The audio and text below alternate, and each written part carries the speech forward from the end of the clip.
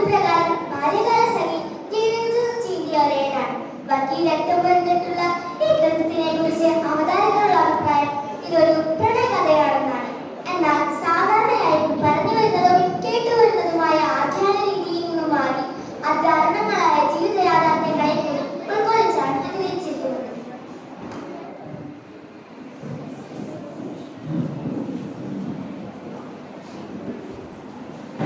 സൂര്യയുടെയും class മുറിയിലേക്ക് ഒന്ന് കൊണ്ടുപോവുകയാണ്. അവരുടെ അധ്യാപകൻ വിശാലി മാഷ്.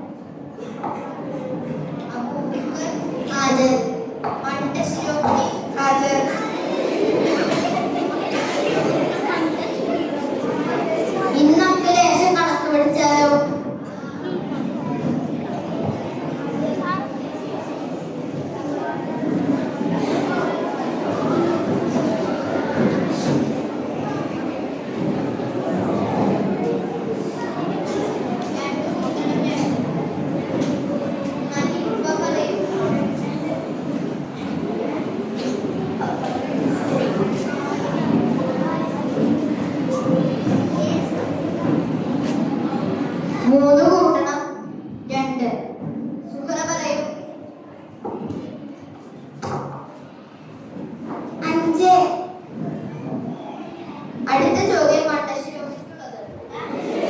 ഒന്ന് കൂട്ടണം ഒന്ന്. പറ മണ്ടശിരോമി.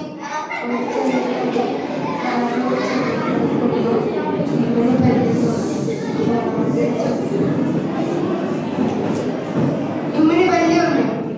ഈ മണ്ടശിരോമിണി തന്നെ.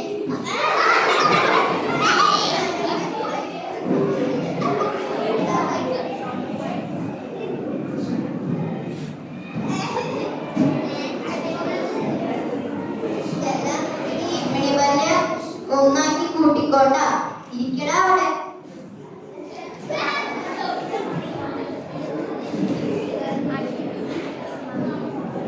ഒന്ന് പ്ലസ് ഒന്ന് രണ്ടാണ്. മനസ്സിലായോടോ അവന്റെ ശിരോമണി?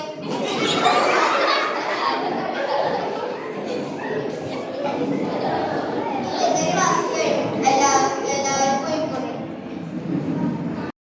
ആവശ്യം സൂര്യക്ക് സഹിച്ചില്ല. അവൻ അവനെ എടുത്തുപോയി അവനെ ആശ്വസിപ്പിച്ചു.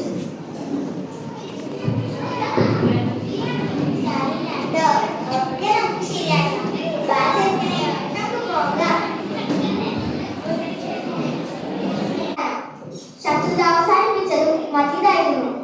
മജീദിന്റെ പ്രാർത്ഥനയിൽ ഒന്നാമത് ഇതായിരുന്നു: എന്റെ കണക്ക് ശരിയാവണേ. നീ അവിടെ നോക്കിയേ, അവിടെ ഒരു വലിയത്തോട്. അവിടെ നോക്കിയ അവിടെ ഒരു വലിയത്തോട്. ഇത് രണ്ടും കൂടുമ്പോൾ ഇങ്ങനെ വലിയത്തോട്. ഇതാണ് ഞാൻ കണക്ക് മാഷോട് പറഞ്ഞത്. ആർക്കും ഞാൻ പറഞ്ഞത് മനസ്സിലാകൂല.